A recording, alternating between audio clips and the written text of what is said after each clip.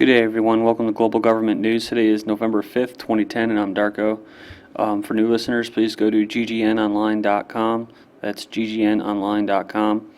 It's my website there. You can learn a little bit about me. And in this news video, I'm going to cover the war on terror, liberty, and sovereignty.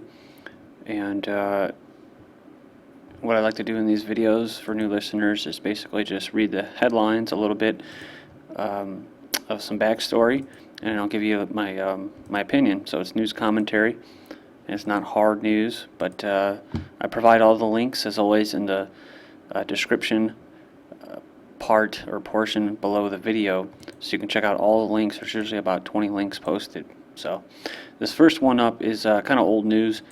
I think most of us are aware of it, especially those that turn on the brainwashing tube every day. It says mail bomb in Dubai sent on 2 passenger planes. Qatar Airways says say parcel containing mail bomb found in Dubai. And it says one of the 2 powerful bombs mailed from Yemen to Chicago area synagogues traveled on 2 passenger planes within the Middle East. And Qatar Airways spokesman said Sunday the U.S. said the plot bears the hallmarks of al-Qaeda's offshoot in Yemen and vowed to destroy the group. And then we move on to this next one here. Experts, the experts. Okay, let's see what the parents have to tell the children. Passenger planes also at risk from cargo. Foiled bomb plot shows lax cargo security threatens aviation safety, even for passenger planes. This, of course, is a very similar incident to the underpants bomber who was working for intelligence agencies almost a year ago. It was Christmas Day bomber that he's also known as, and that was basically a patsy, and it was a false flag terrorist attack to bring in the body scanners, which, according to an article I read yesterday, will have 500 to 1,000 of these suckers paid for by you, all because of that incident. And so here you go. They say foiled bomb plot shows lax security, threatens aviation safety, even for passenger planes. The mail bombs discovered aboard cargo jets in England and Dubai could be very easily ended up on a passenger plane, which could carry more than half of international air cargo coming to the U.S., the experts say.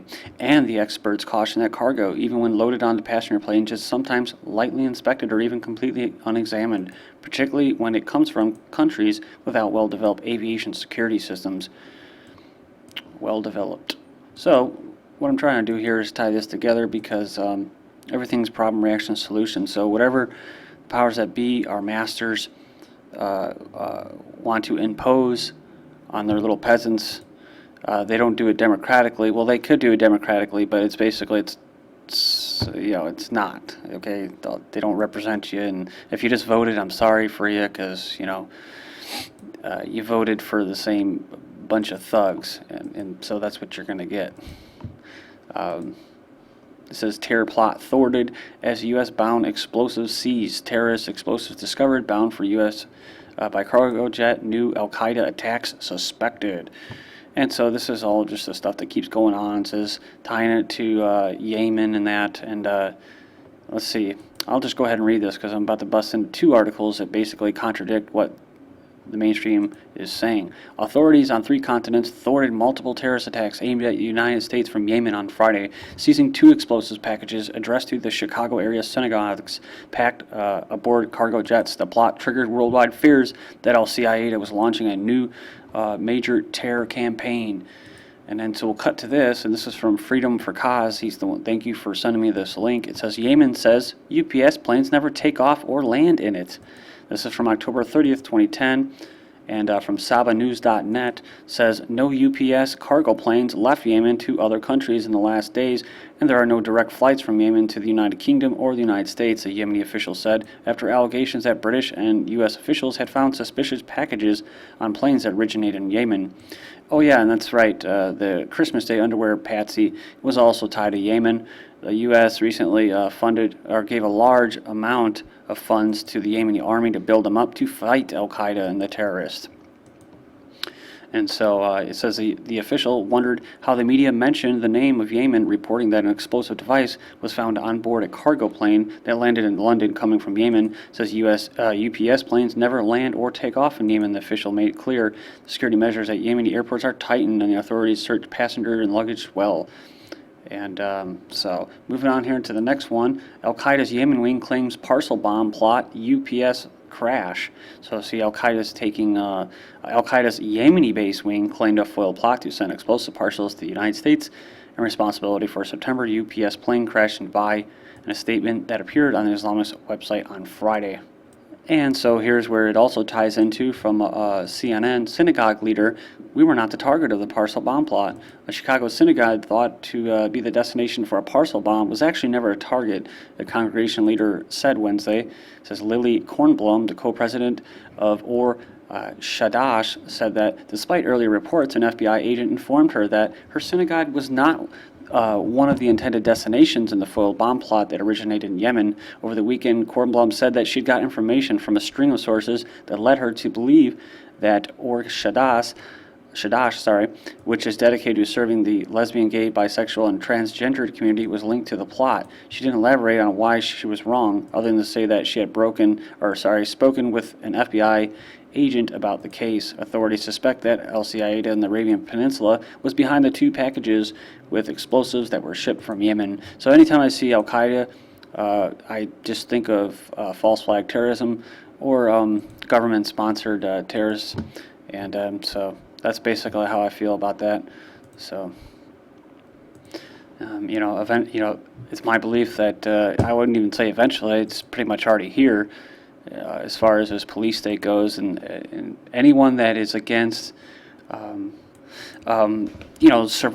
surveillance on people for traveling and spying and collecting all of our emails and text messages and that. If you're not really for that, you're for privacy. You're not really for the policies of the Federal Reserve, and you're not even really for taxation. Well, you're a terrorist. So I just wanted to make that clear to any of those out there that might be a little naive and think that you're a free individual. Well, you're not. I hate to break it to you, you're not. So, and everything that is about the war on terror is about a war on an individual and a war on individual sovereignty. Any person that wants to be free, really free, and not just have liberties granted to them like a slave, but really be free, you are a terrorist. You are a terrorist to this order.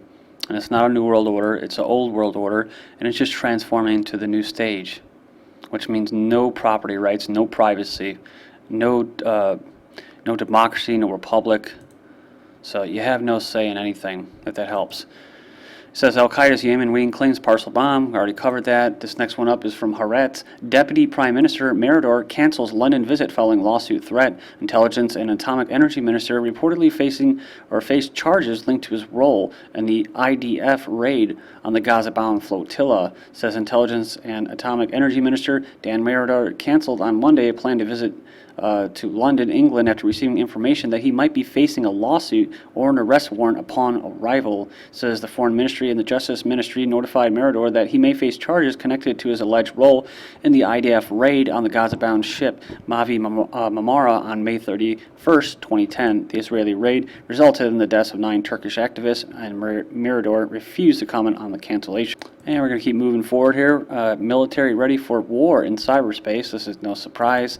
Says the military's new cyber command, responsible for shielding 15,000 military computer networks from intruders, has become fully operational, the Defense Department said on Wednesday. More than 100 foreign intelligence agencies, and this is just my personal belief, I think all the intelligence agencies are linked up together. There is no real sovereign and nationalistic intelligence agencies. They're all just combined into one global hub, I guess you can say.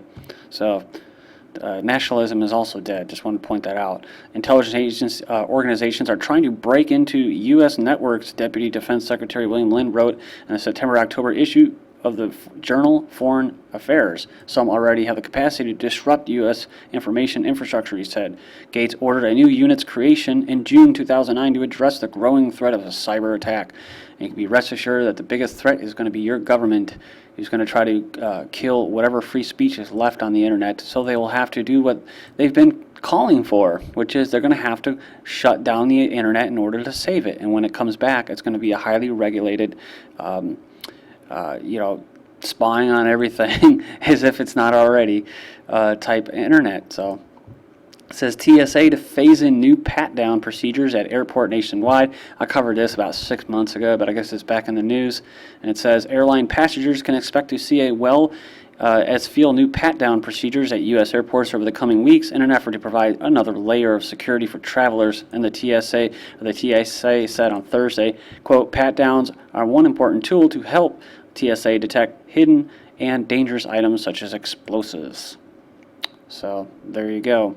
And you can go in there and read more on that. I'm going to keep moving here. Washington Post, war with Iran would rescue the economy. This is just like, was it Jim Cramer or whatever from the cable news, was it financial news show, Cramer? But anyways, he shares this idea of kind of starting a war in order to pull people or pull a country out of a recession or depression. And I guess this individual here, Broder, writes that there are essentially two ways an economy can be grown: through the natural economic cycle and through war. Said, look back at FDR and the Great Depression, when we finally resolved that economic crisis. What was it? And it was World War II. So you can go on and read this. I got to really keep moving here. It says Iran arrests Britain-linked terrorists. Says Iran's intelligence ministry says it has arrested 4 Britain-linked terrorists in the western city of Merivan that were responsible for carrying out 5 assassinations in the past 2 years. Next one up, U.S. accused of spying in Denmark. The U.S. embassy in Copenhagen has allegedly conducted secret surveillance activities in the Danish capital, a media broadcaster in Denmark says. And then we have Greek police clash with firefighters. The Greek police, I think, have clashed with about every different worker in the public and private sector in the past couple months. Now it's the firefighters.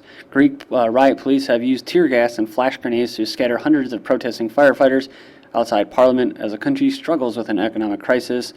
And that's right, the Greeks were ripped off as well, and now they'll have austerity measures just like us here in the UK or the US. And it's all about lowering your standard of living. But they go down here and they let's go in there and say that it's got to be done. It's gonna increase the standard of living for everybody by doing this. So you get robbed and the government takes your money and then gives it back to the people that robbed you, and then they keep going instead of failing and going out of business. And then you lose the value of your currency, and your standard of living drops. And then they start cutting all of your social programs and call it austerity. Next one up, mosque blast in Pakistan, Northwest kills at least 71. This one up is Secretary Napolitano and Secretary Cordero applaud first ever class of ICE-trained Mexican custom officials. And I want to cut to this next one up here. DHS statement on increased security precautions. And this is from your local, Reichstag. As a precaution, DHS has taken a number of steps to enhance security. Some of these security measures will be visible, while others will not. The public may recognize specific enhancements, including heightened cargo screening and additional security at airports. I wonder what this will be, invisible will not be. I wonder if it's those people that sit there and get paid to be behavior detection agents. They just sit there and watch you and they look for people's expressions. I'm not kidding you.